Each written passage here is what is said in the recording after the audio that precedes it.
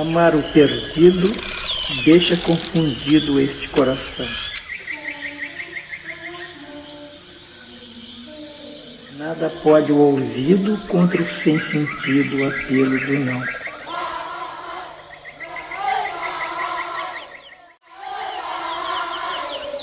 As coisas tangíveis tornam-se insensíveis à palma da mão. Mas as coisas findas, muito mais que lindas, essas ficarão.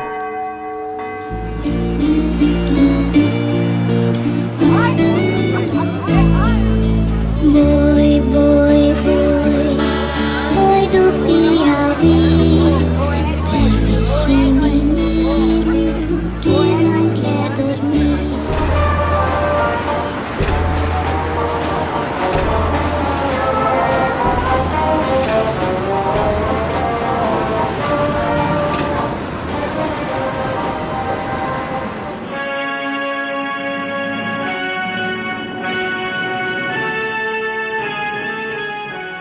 Em Brasília, 19 horas.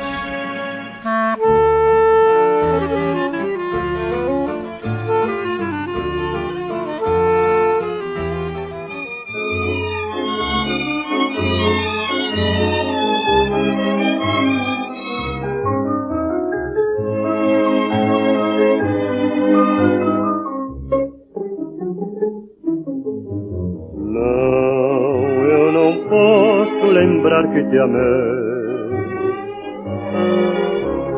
Não, eu preciso esquecer que sofri.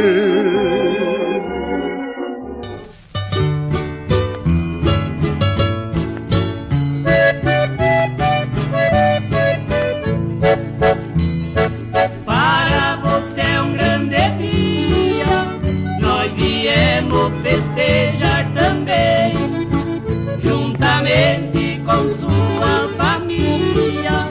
Parabéns, parabéns, parabéns. Viva o aniversariante! Viva!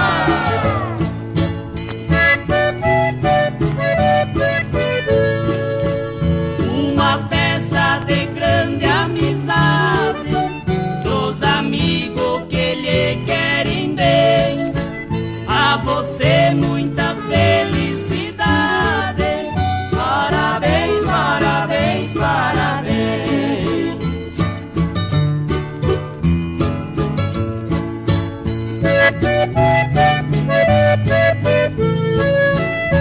Parabéns, CIA Teatro da Cidade de São José dos Campos, pelos 30 anos de resistência e trabalho. E que, em comemoração a esses 30 anos, está promovendo o Congresso Nacional de Criação Atoral.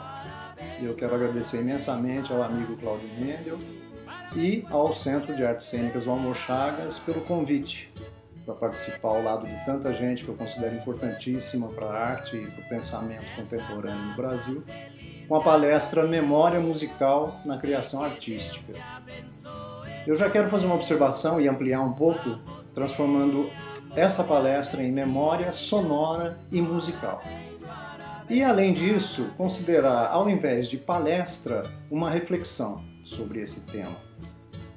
Aí eu pensei, mas reflexão sozinho parece um pouco espelho, então eu resolvi convidar minha parceira, desde 1981, de vida e de trabalho, que é a Márcia Toledo, para fazer as reflexões comigo a respeito desse tema. E para isso a gente vai subir aqui até o pé da Serra da Mantiqueira para fazer um passeio ponderando sobre essas coisas todas. Vamos lá?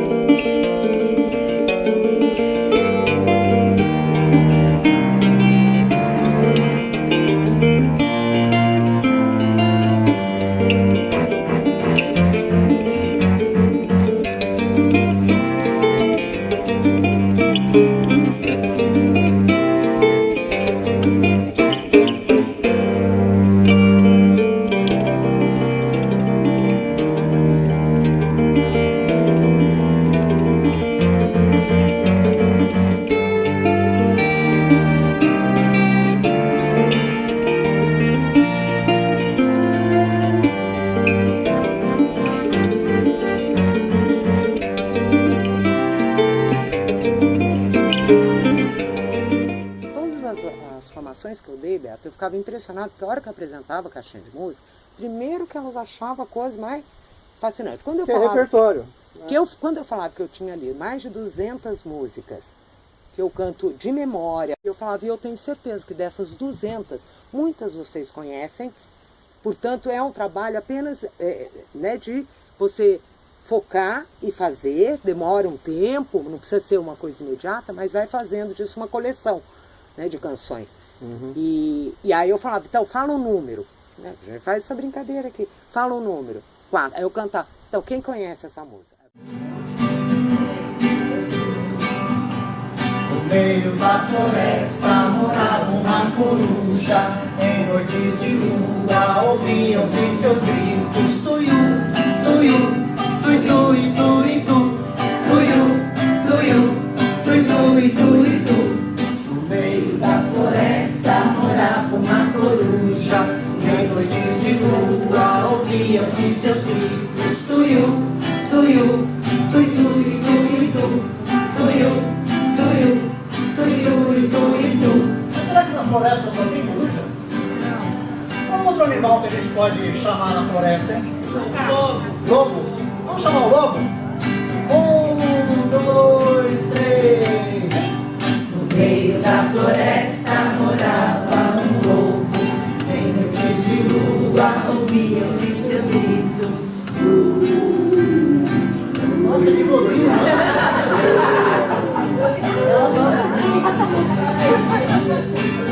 qual outro bicho que a gente pode chamar na floresta, hein? A onça? Vamos chamar a onça? 1, 2, 3 e... No meio da floresta morava uma onça.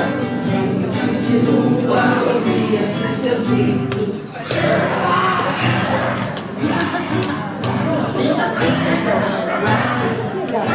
Nossa, que tuberculose! Onça com tosse? Qual outro bicho que a gente vai chamar? De preferência um bicho que só bem... Cavalo? Vamos lá! 1, 2, 3 e... No meio da floresta morava um cavalo. Em noites de lua ouvia-se seus gritos.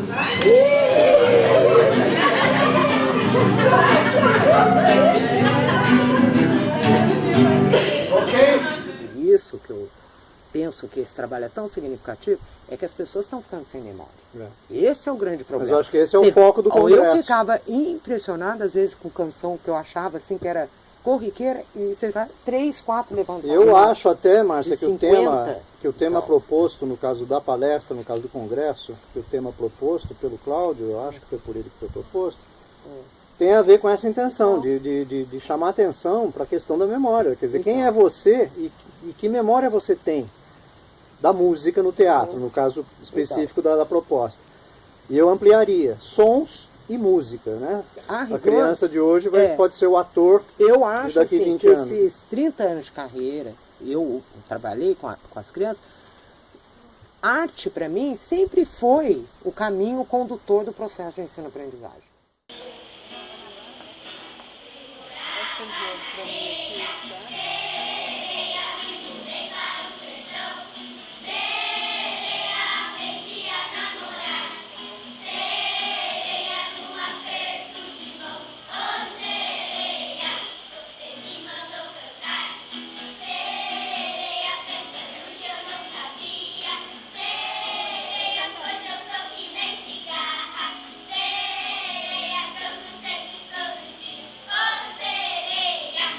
Você vê em artes plásticas, eu tenho vídeos.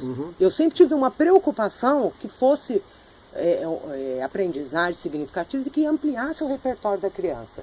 Que ela pudesse, né, com isso, se expressar mais e melhor. Entendeu? E isso... Tem um lance, Márcia, que eu estou tentando já faz tempo nas oficinas, mas não é para já, eu acho, que é o eixo da composição. Improvisação e composição. Porque se você tem um repertório sonoro e musical, você pode se propor, a partir de um repertório sonoro, por exemplo, já que é a matéria-prima da música, você pode compor. Não é uma coisa para você deixar para fazer depois que você dominar toda a teoria musical. Não, essa concepção é velha. Que é isso que eu acho que eu posso dar o gancho. Eu não tenho esse domínio, não é? E aí a gente pode fazer as brincadeiras, ver quais foram as propostas, você aprofunda nessas reflexões, que eu acho que é importante, que é isso que a gente tem a contribuir, Beto. E a proposta, no caso da palestra, é identidade. Né? A ênfase é em que medida a memória musical e sonora, que eu quero bater nessa tecla, e a nossa competência em articular nessa linguagem, compondo, propondo, combinando, né? Arranjando. Então. Existe uma definição que é a mais tradicional e já antiga, né? Que é aquela coisa baseada no subjetivo. A música é uma combinação harmoniosa, é uma combinação agradável. Isso é muito subjetivo, não é essa definição que se busca. A definição que se busca e eu proponho é a seguinte: você sabe que a matéria-prima são sons e música, sons e silêncio. Né? A partir do momento que você articula isso de alguma maneira visando alguma intencionalmente, você está fazendo música. Então essa definição contempla o universal. Ela não é aquilo que eu gosto, ela é aquilo que eu entendo como a linguagem articulada. Não é? Tem a ver com isso, tem a ver com isso, entendeu?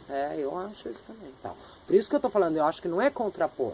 As coisas existem, todo mundo tem direito de pegar essa linguagem e desenvolver da forma que quiser. Inclusive criar. Eu posso ser crítica a algum grupo, a algum gênero, mas isso, entendeu?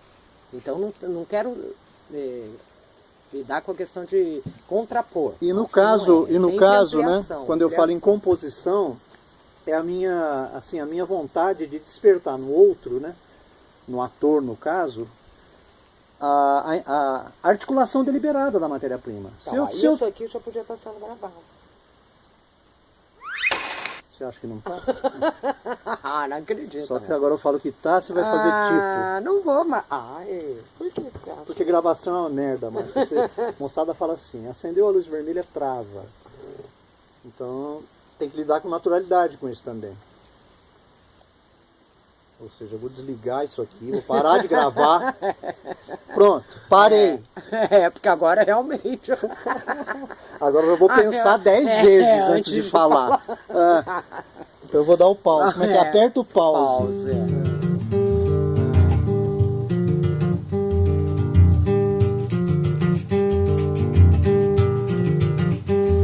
O homem antigamente falava com a cobra, o jabuti e o leão.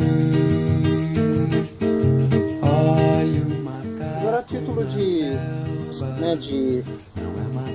enriquecimento da abordagem desse universo memória, pensando na psicopedagogia, né, na cognição, é possível a gente desenhar um caminho? Como é que se processa isso na formação da mente humana, né?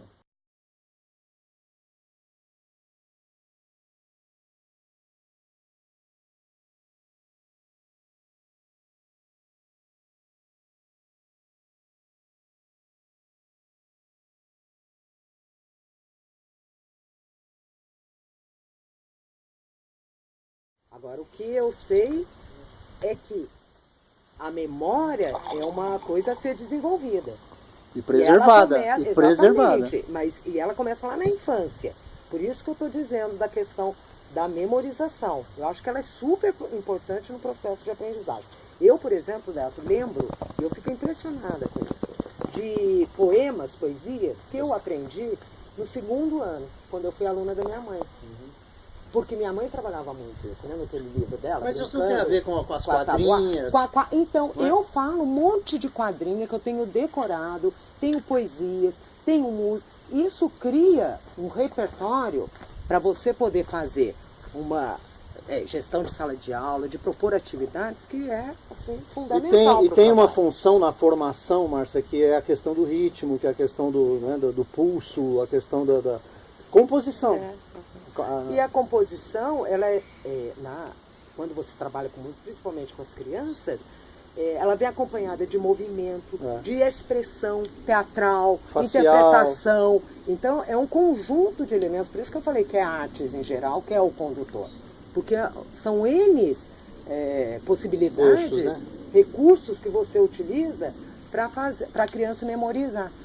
Na realidade são possibilidades, não são eixos. O eixo é um só, artes. O eixo é artes, então. Mas para que ela se aproprie, porque só depois que você memoriza, você se apropria e você tem condição de lidar, improvisar com aquilo, né?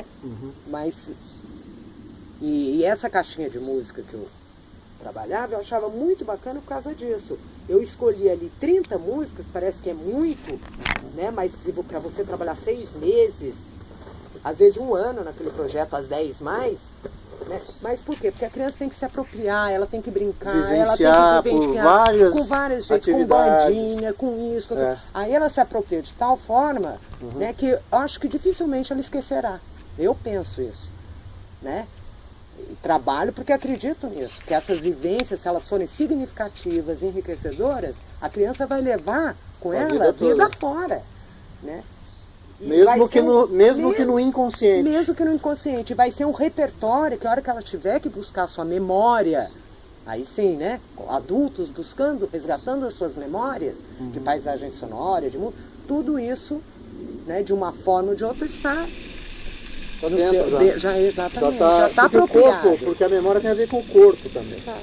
A memória não é só intelectual, né? Visual, sonora, ela é corporal. Né? Por isso que com as crianças, quando eu trabalhava música com você, com as dicas, né, para entrar, e tentava desenvolver propostas, levando em consideração essas questões, as crianças adoravam. Eu me lembrei aqui, você falando de repertório, eu abandonei essa atividade, mas durante um bom tempo eu até produzi um CD com todos os sonzinhos que eu... Eu tenho. Você tem esse CD? Tenho. Que é a coleção de sons, coleção né? De sons. Que é o princípio da caixinha. Também, da caixinha de né? música a gente não deixa de ser uma caixinha de sons, né? Uhum. E num dado momento eu parei de usar isso. Eu usei muito com as crianças. Com os professores eu não usei muito, não. Mas com as crianças era muito divertido. Nossa, elas adoravam. A imitação, lembrei, a imitação é um recurso muito importante. Também importante, eu acho. Imitação, composição. Essa dos sons, eu trabalhava com as crianças, não só delas ouvirem, dizerem quais os sons que estão ouvindo, mas o que evocava aquele som. Né? Que paisagem, que cena, isso, que sentimento, que né? sentimento. Ela sendo um registro, é importante que você forneça a ela elementos para que ela consiga, né, se articular e reter as informações, né, percepções, sentimentos.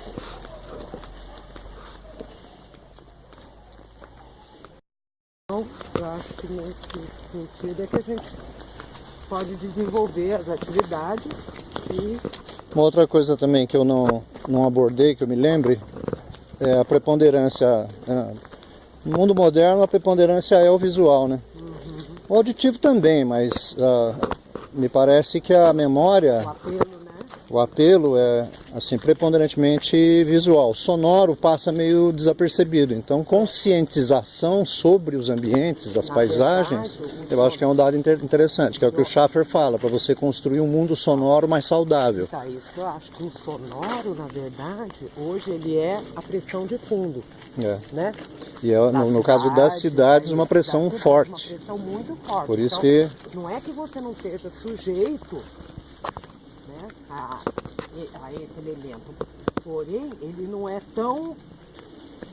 Não, ele fica no inconsciente, porque você ouve o ruído da cidade no fundo, às vezes você até grita para poder se fazer ouvir, porque quando o fundo é muito intenso, os sinais tendem a desaparecer, então eles têm que assumir uma intensidade muito maior para poderem se destacar. E todo mundo quer, né, causar uma impressão de alguma maneira, né? Relatando ou cantando. Ou... É o eixo expressivo, né? E os parâmetros básicos que a gente não falou, que eu acho que vale a pena a gente falar, para as pessoas entenderem que a matéria-prima da música são os sons e o silêncio, e que os sons têm características que, se você opera com essas características de forma deliberada e consciente, você enriquece a sua expressão nessa linguagem. Parâmetros básicos, né? Então, aí a gente tem que falar da dita, da duração, que tem a ver com tempo, curto, longo. da intensidade, que tem a ver com a força, que é forte e fraco, do timbre, que é essa maravilha da biodiversidade dos materiais sonora, né? e da riqueza das identidades sonoras, né? E o A, que é de altura, né? Que é o fino grosso. Então, assim, de posse dessa, né, desse saber, né? Que é a matéria-prima básica da linguagem musical são os sons e os silêncios, mas você tendo consciência deles e trabalhando o eixo expressivo, né, formulando propostas, né, brincando com os sons, com as características dos sons, você está compondo. Eu volto àquela questão da composição, né, que todo mundo, a rigor, está compondo, pode ser consciente ou não. O próprio som do universo, né, o resultado dos ruídos, dos sons, das paisagens na Terra, né, em que medida nós, seres vivos, né, compomos, né, esse ambiente sonoro, em que medida esses ambientes vão impregnando a nossa personalidade durante o nosso processo de formação, e no caso nós, humanos, com a questão dos eixos de linguagem. Né? Então a música, o som os sons e a música passam a ser eixos possíveis de expressão dessa identidade que você carrega. Porque também é opção, né? Você pode buscar. Mesmo que você esteja inserido num ambiente completamente controverso, você pode ter opções. Um ambiente controverso como assim? Não, de ruidosos, sim. Entendeu? Você pode fazer opções levando em consideração esses elementos. Até valorizar o silêncio, exatamente, como contraponto.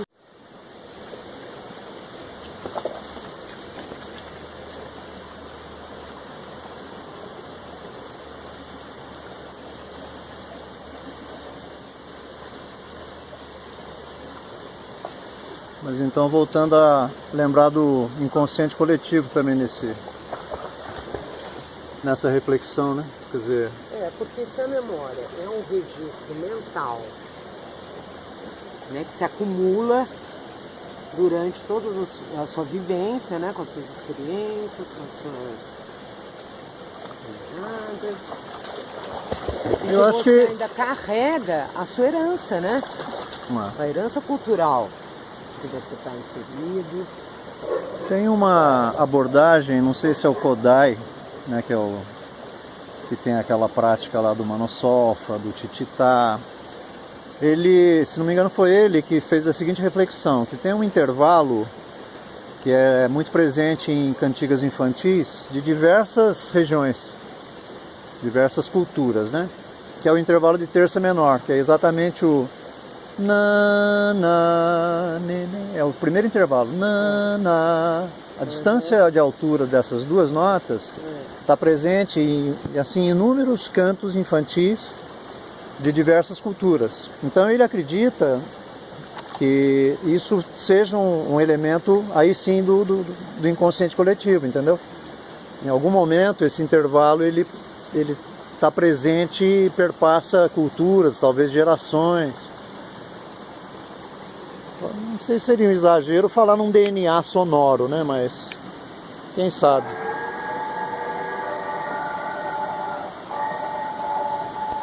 Como diria o motorneiro do trem mexicano, quem sabe? O que se sabe é que memória é muito mais do que nosso processo individual. Ela é o acúmulo de registros de natureza pictórica, sonora, musical, textual e oral, que se estende muito além do nosso próprio tempo. É esse universo de registros que pode nos conferir um pertencimento ancestral e universal. Buscar nesse universo a maior quantidade, a maior diversidade de informações é que, certamente, nos tornará melhores em nossa percepção do mundo e em nossa atuação criadora e artística. Daí a nossa ênfase na educação e no trabalho junto às crianças para ampliação e enriquecimento de seu repertório e referências. Vocês lembram que no início eu fiz questão de ampliar a reflexão e incluir a questão sonora, além da questão musical. Tenho para mim que o sentido da audição deva ter sido muito importante nos primórdios da nossa espécie, porque no 7º mês de gestação nós já temos o sentido da audição completo. ou seja, na barriga da mãe a criança já ouve no meio líquido, num filtro líquido, mas ela já ouve, ela já recebe estímulos táteis e sonoros. E a música, afinal de contas, tem como matéria-prima os sons e o silêncio. E finalmente, para contemplar o tema proposto nesse nosso bate-papo, produção artística. Sem entrar naquela discussão inesgotável sobre o que é arte, né, eu gosto de pensar o seguinte: todo artista já foi criança, e toda criança faz arte. E aí eu gostaria de entender a questão da produção artística como processo criador, como ação criadora. E nesse sentido, eu gostaria de citar Paulo Freire, quando ele diz: toda ação criadora consiste em transpor certas possibilidades latentes para o campo do possível do real. E finalizando, ponderar a respeito de que Schaffer propõe que muitas pessoas são pouco sensíveis a sons e ruídos, mas essas mesmas pessoas também não são sensíveis à influência intelectual, à argumentação, à reflexão e às artes em geral. Espero que tenha sido um bom passeio, espero que a gente tenha contemplado e tenha provocado reflexões a respeito da nossa produção, da nossa criação. Um beijo.